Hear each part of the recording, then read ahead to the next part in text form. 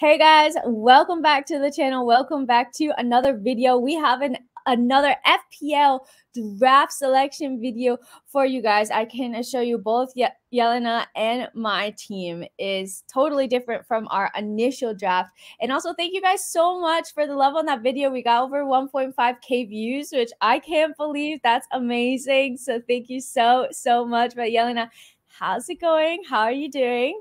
I'm good, thank you. It's embarrassing to admit, but I'm having sleepless nights over FPL. I'm just laying in bed, like, don't get your phone, don't make any changes. And then I'll lay there for about 10 minutes and I'm like, right, I have to make a change. I know I've changed my team like so much over the past just even week, and I keep going back and forth like, do I want to do this? And I have to say, like, I started tinkering with a premium draft and now it's tempting me a little bit, but we'll get into that in a different video. So let's just go ahead and show what our current drafts are. So I'm going to hopefully share my screen. As I do. Okay, so hopefully you can see my current draft. So it looks a bit different than the one that I presented last week. No longer have Estupinian in my team. That is probably like the biggest question mark for me, is if I should get him. I honestly could upgrade Henry and just have maybe 1 million in the bank because I think he's 5, and have maybe like a little bit of a benching headache with this team. I also upgraded the goalkeeper to Onana. I don't know, like, I'm just having like a hard time with the 4.5 million goalkeeper, and I had Shaw in my team at 5.5, so that allowed me to just bring in Stones, and then I downgraded Estupinian for the same price. So that's something that I'm still thinking about, because I typically always go with a 4.5 million defender, but I don't know why in the back of my mind, like, I like just feeling like maybe my gut is telling me to go with a 5 million, and Onana feels like a good pick. The midfield is pretty similar, I think, to what I presented last week. I have the double Arsenal at this moment in time, but I do want to see how they get on in preseason, because that's another area that I'm thinking about tinkering, because there's just so many good potential midfield options here. And then the big one for me right now I have double Chelsea attack. I think that this is a little bit crazy. I probably will not have the guts to do this by the time that we have to submit our teams. But I'm just loving the Chelsea attack. Maybe I'm a little bit high as a Chelsea fan, but I just feel like Nico Jackson and Nkunku are both really good options, and I don't want to miss out on either. Chelsea obviously played Liverpool the first game of the season, so not a great first game, but from game week 3 onwards, they have really favorable fixtures, and I feel like if they can scrap like a goal versus Liverpool, which I fully think that they can do, it could be really good to get ahead of the curve. But do I want to invest like 3 attack or like 2 of my 3 attackers into Chelsea? I don't know. Like, it's risky to put your eggs in one basket for any team, really. But what do you think of this team? So you are the most dedicated Chelsea fan. You go to Philadelphia, you see them in person. We've had an amazing 2 games so far in pre-season, and now you're tripling off on Chelsea. I absolutely love it. I am very tempted. Jackson has caught my eye. I think he's a decent price point, and I think I said in the last video, I'm too scared to bring in Chelsea assets. Now I'm the same as you. I want a defender, I want an attacker. I think doubling up on the attack may be a little bit too much for me. But we've got games to go, so we can kind of see how the team's doing. Chilwell is one where I vowed to myself I wouldn't bring in Reece James or Chilwell, but Chilwell, I can imagine him getting some attacking returns this season, and I think our defence needs a bit of work. But we actually, fingers crossed that I'm not jinxing it, we look really strong as a team. So this is one of those really annoying ones where actually, if the Chelsea picks pay off, you're going to be flying ahead of everyone else, because I think people would still, like me, too hesitant to bring in so many players. I think it's really interesting what you've done with your defence. I like Onana in goal. Stones is one that I keep seeing pop up in teams, and not in my team, so a little bit nervous. And then the midfield, I think, is really strong. I'm still not sure who to go for Brighton-wise. And I think Matoma is, because he's a really popular pick. I don't know what his ownership is yet, but are you having any dilemmas around the Brighton attackers? Because they've got such a talented squad. I don't know where the goals will come from. Yeah, I think that that's like the issue with Brighton, is that we just don't know like who's going to score the goal. So for me, I think I went with Mitoma because he's like the most highly picked. So this way, in case he oh my God, I can't think because it's like 7 a.m. In case he like gets goal contributions or like hauls, that's the word that I was looking for, that I'm not like too far behind the pack. So that was kind of my reasoning. And I did feel that he was getting into good positions. He was definitely causing Chelsea problems when I saw him play against Chelsea and Philly as well. And I think it was Malo Gusto that was like really man marked to him. So that's the reason why I went for Matoma. But like you said, I feel like the goals could really come from anywhere. So it could be a bit risky, or even just like not, like you see them that a lot of the times last season with March, he was doing so well, but he got like the assist to the assist. And that's obviously not worth any points in FPL. So it can be maybe a little bit unlucky at times, but I think I'm sticking with Matoma. For me, the big question mark is like, do I bring a Stupignon into my team? Because I see most drafts have him, and Brighton are also looking really strong. And I'm thinking, do I maybe take out like Henry, like I said, or maybe even John Stones, because with City, I feel like the only player really, really, really nailed on is Holland. And even then, we know that he can get the occasional rest. I don't really love my bench so much either. I feel like it could be stronger. And let's take a look at your draft, because I feel like your bench is really, really good. So walk us through this. We've seen loads of changes from your team last week. I think change of formation as well. What do you think with this draft?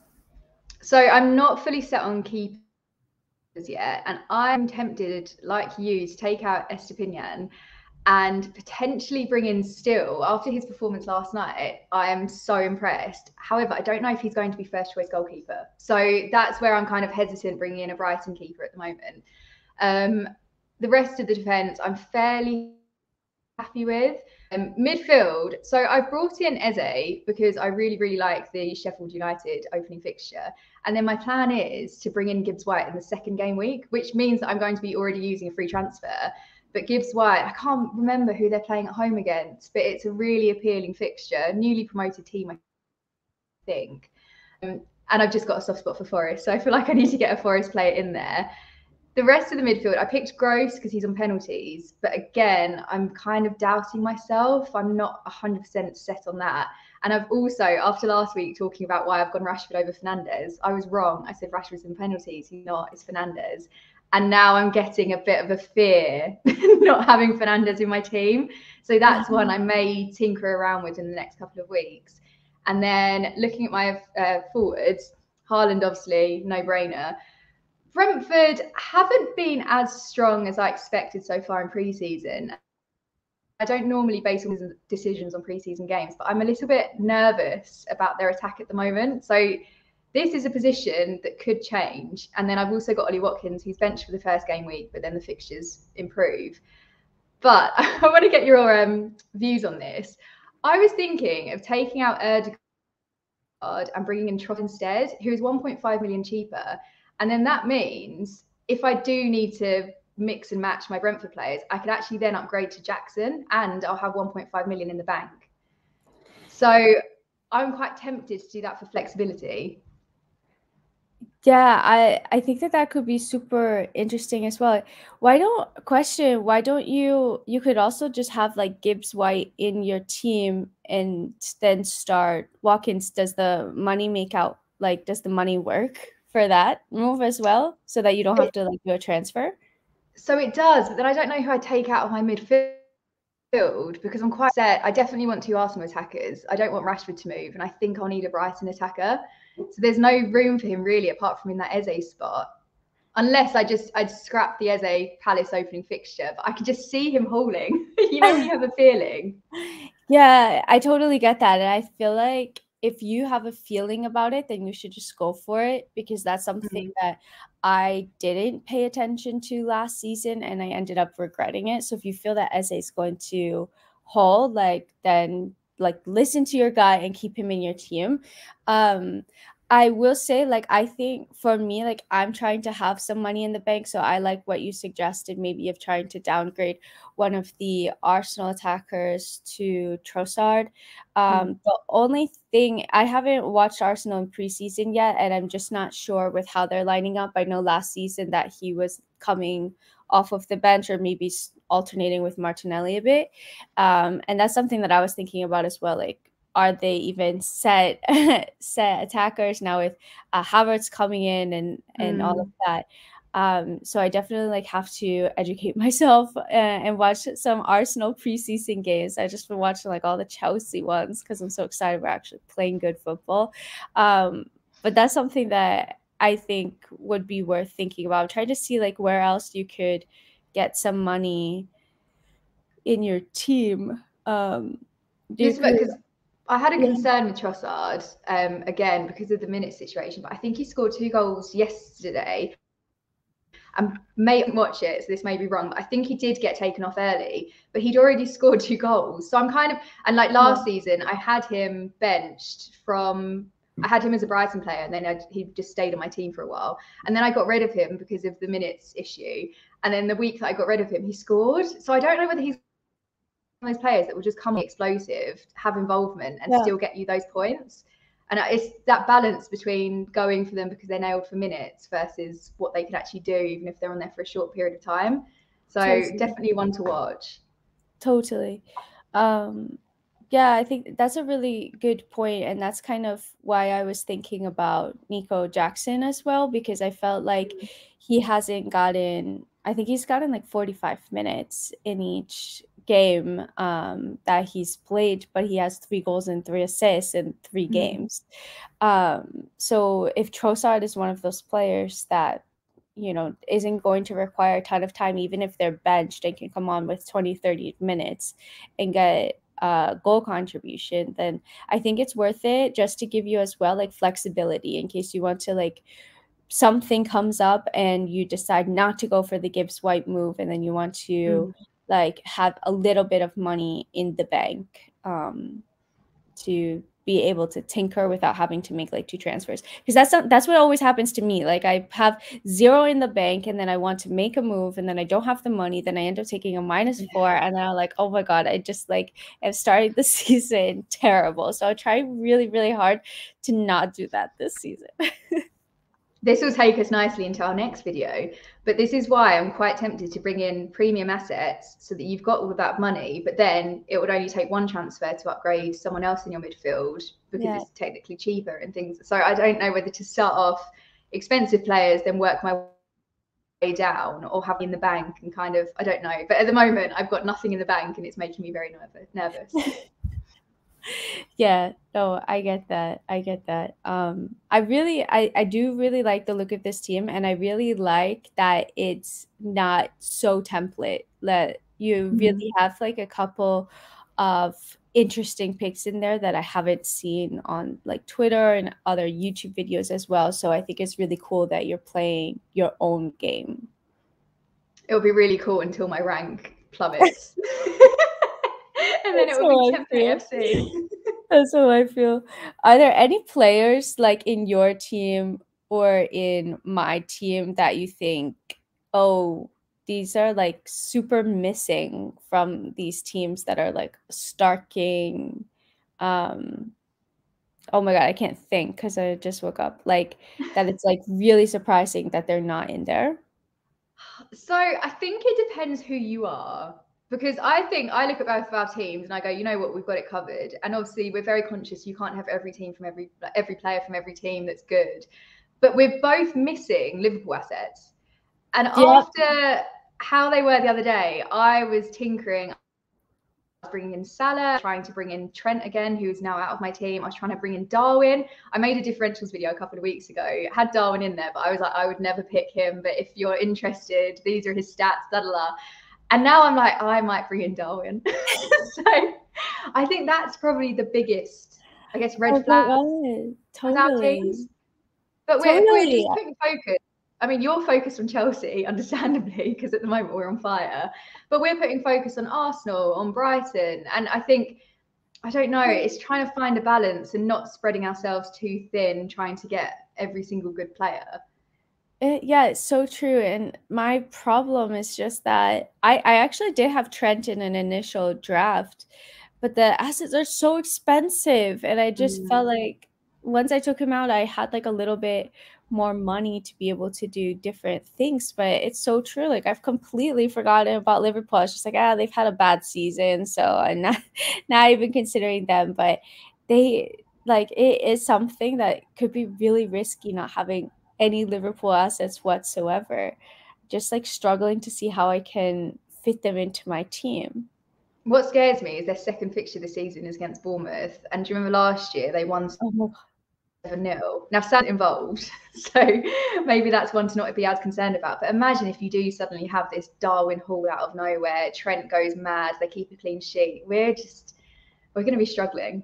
I don't know. I'm like trying to see like, okay, how can I get to Trent in my team? Yeah, that's a really good point. So all of you guys listening, watching, whatever, do you have Liverpool assets in your team? Let us know because we don't. And now I'm feeling a bit of FOMO about it. But I think that wraps up our first, well, our second really draft of FPL. You can see that the tinkering is pretty crazy. There's going to be a lot more tinkering over the next couple of weeks until we have to like finally submit our teams. But Yelena, thanks so much for coming on as always. And yeah, any last thoughts? Let everybody know where they can find you. I am on Twitter and what's the other one? TikTok at YellowNetFPL. I haven't posted any drafts yet to Twitter because I'm very scared people are going to absolutely rip my team apart and I'll question everything. So at the moment, it's more just like celebrating Chelsea actually being good. Yeah, totally. I didn't get to watch the game yesterday because I was climbing. My hands are still like destroyed from it. But I'm really excited to watch the highlights of that game, and it seems that we're really positive. And I have the feeling that if we didn't make the subs, we would have won the game. I haven't watched the game, but that's kind of what I'm feeling from people's reaction on Twitter. But guys, I hope that you enjoyed this team selection video. If you did, make sure to follow Yelena, follow myself as well. Drop a like and comment on the video, and we hope that you have a great rest of your day, evening, whatever time you're watching this. And until next time, we're out. Bye.